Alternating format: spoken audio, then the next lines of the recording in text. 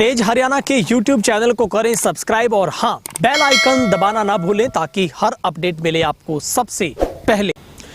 नमस्कार, तेज हरियाणा से गुरविंदर पन्नू एक बड़ी खबर के साथ शुरुआत करेंगे जो कि एलनाबाद उपचुनाव को लेकर आ रही है। आखिर जिस बात का इंतजार था, क्या संयुक्त किसान मोर्चा की तरफ से वहां पर किसान का कोई चेहरा होगा, किसान उम्मीदवार होगा, इसके ऊपर संयुक्त किसान मोर्चा की तरफ से अब ऐलान किया गया है कि एलनाबाद उपचुनाव के अंदर यानी कि किसान सीधे तौर पर चुनाव नहीं लड़ेंगे और अब एलनाबाद उपचुनाव यानी कि हरियाणा के इस आखिरी कोने से बीजेपी जीरो मिशन की शुरुआत होगी। इस बात की पुष्टि है वो संयुक्त किसान मोर्चा की तरफ से योगेंद्र यादव की तरफ से की गई है।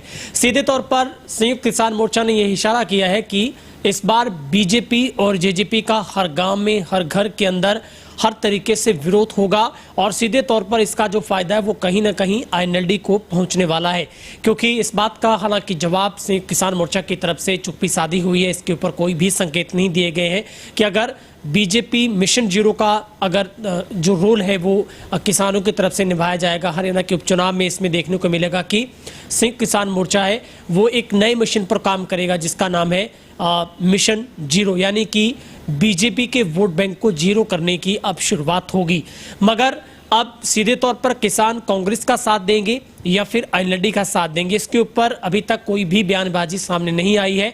मगर हाँ, ये जरूर कहा गया है कि जिन लोगों ने इस पूरे कानूनों का विरोध किया था उनका किसी भी तरीके से समर्थन नहीं होगा और ऐसे में आईएनएलडी की अब बल्ले बल्ले होने वाली है। इसके अलावा कालावाली में आज किसान मजदूर महापंचायत के अंदर 4 महत्वपूर्ण प्रस्ताव रखे गए हैं जो कि अब सीधे तौर पर संयुक्त किसान मोर्चा के सामने रखे जाएंगे। वहां पर इसके ऊपर फाइनली मोहर है वो लगेगी।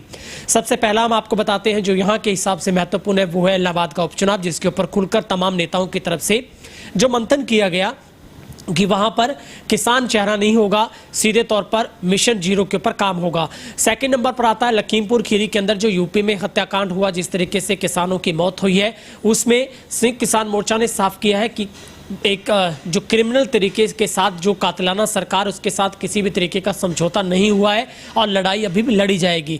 दूसरी बात है जो मिश्रा वहां से केंद्रीय मंत्री टेनी है, उनके बेटे आशीष मिश्रा की गिरफ्तारी जल्द से जल्द हो, न्यायिक तरीके से वहां पर जांच होनी चाहिए और मंत्री पद से उनका इस्तीफा होना चाहिए। ये भी सबसे महत्वपूर्ण पारित किया गया है, इसके ऊपर भी गौर किया गया है।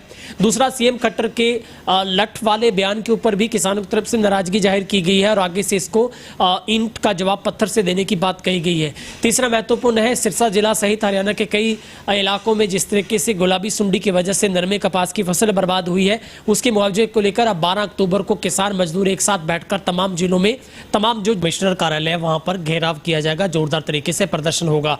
वहीं पर लखीमपुर खीरी के अंदर 4 जो किसान शहीद हुई हैं उनको लेकर पूरे देश पर हर राज्य, हर जिले और हर गांव के गुरुद्वारा में जो 12 तारीख को जो पाठ उनकी आत्मिक शांति के लिए रखे जाएंगे, इसको लेकर भी काफी अहम जो फैसले वो लिए गए हैं।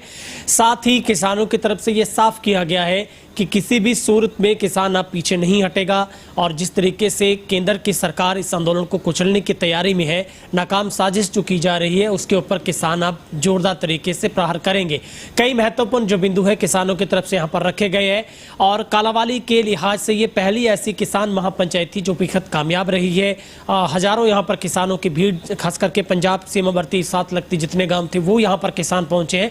और सबसे बड़ी बात है जिस तरीके से सिरसा के इलाहाबाद में किसान नेता विकल्प प्रचार की तरफ से प्रेस कॉन्फ्रेंस करके उन्होंने जो संयुक्त किसान मोर्चा हरियाणा अपना एक अलग से उन्होंने एक तैयार किया है, उसकी तरफ से उन्होंने खुद चुनाव लड़ने का ऐलान किया है। साथ ही उन्होंने राकेश टिकैत और गुरनाम सिंह चंदूनी को वक्त भी दिया है कि अगर संयुक्त किसान मोर्चा अपना कोई भी कैंडिडेट का ऐलान नहीं करता या कोई किसान आगे चेहरा नहीं आता है तो फिर हरियाणा संयुक्त किसान मोर्चा है वो खुद चुनाव लड़ेगा।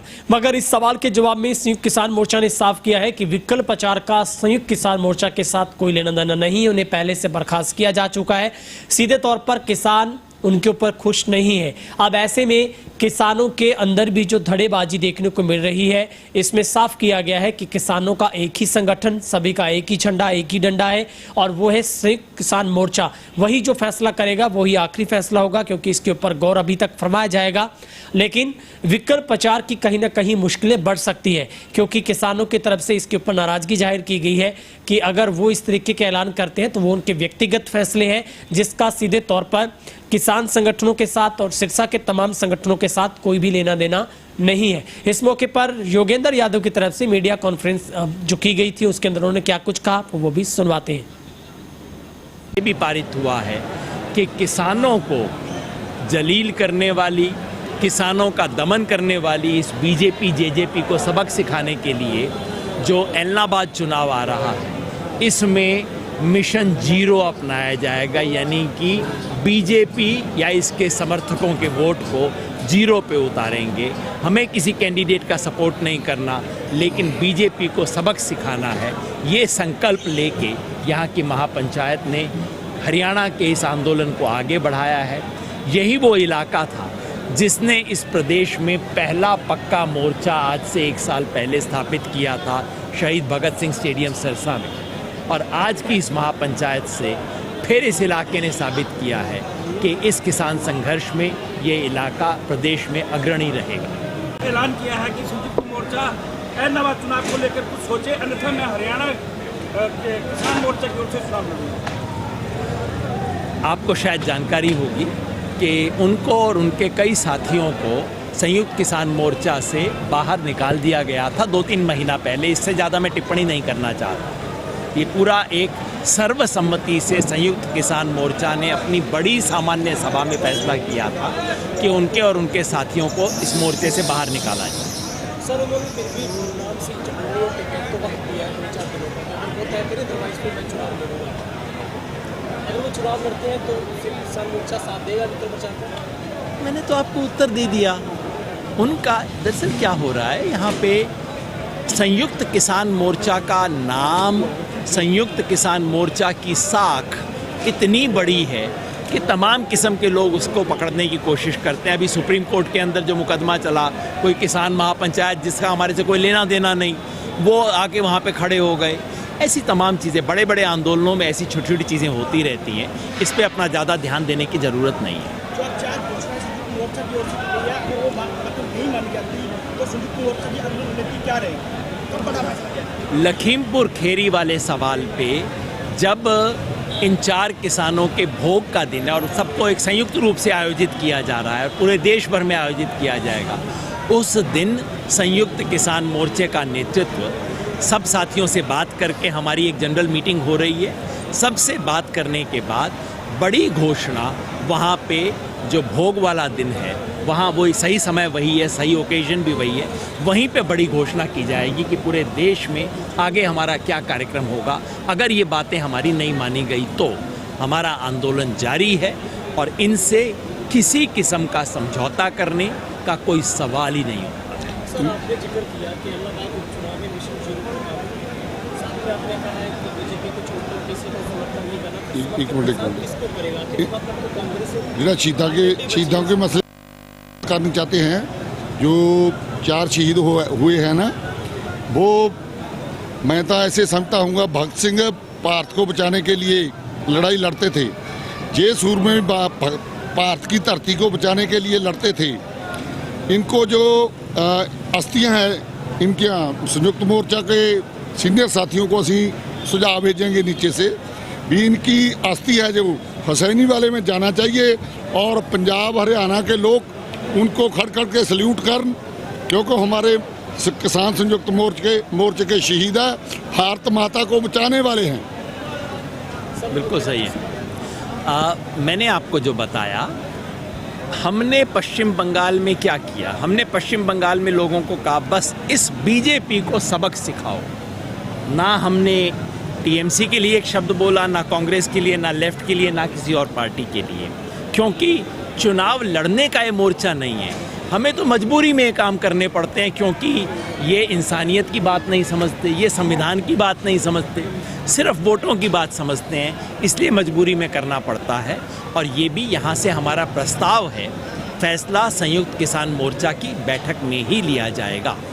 मगर सर, बीजेपी तो ये बात कर रही है कि हरियाणा में अगर किसान को कोई ताकत देखे, वाई नॉट इलाहाबाद चुनाव में अपना कैंडिडेट बता देना चाहिए, कितना चलेगा, कितना सा। अगर बीजेपी की सलाह पे हम ये आंदोलन चला रहे होते तो आज तक पता नहीं हम कहाँ पहुँचे होते।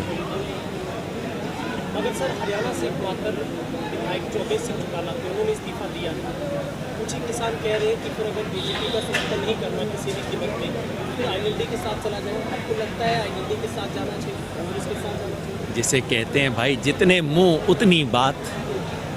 क्या संयुक्त मोर्चा पहला वाली जाकर विचार करेगा कि कुछ जो ग्राउंड जीरो में लाना है और क्या विरोध मोर्चा कामयाब रह पाएगा ग्राउंड जीरो में? आपको क्या विश्वास है? जैसा मैंने कहा, ये प्रस्ताव है, इस सभा का प्रस्ताव है जो कि संयुक्त किसान मोर्चा के सामने रखा जाएगा कि हम 1 साल हमें हो गया मोर्चा चलाते हुए। 1 साल पहले हमने दुष्यंत चौटाला को, इनकी पार्टियों को, बीजेपी को कहा था कि या तो किसान चुन लो या कुर्सी चुन लो।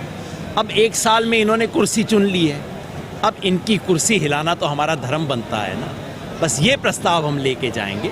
एग्जैक्टली क्या करना है फैसला संयुक्त किसान मोर्चा की बैठक में ही होगा। वो फैसला ना मैं ले सकता, ना प्रहलाद भाई ले सकते, ना ये सभा ले सकते। लास्ट में सर, क्या किसान विरोध करेगा महात्मा जी का चुनाव में? मैंने आपको कहा ना, हमारा प्रस्ताव बिल्कुल सीधा है, इनको सबक सिखाना है। और ये लोग ना तो संविधान की बात सुनते, ना कानून की बात सुनते, ना किसानों के भले बुरे की बात सुनते, और इंसानियत इनमें है नहीं। बस इनको सिर्फ वोट समझ आते हैं। तो चलो वो सिखा देंगे, अब क्या करें। बहुत बहुत मेहरबानी, थैंक यू।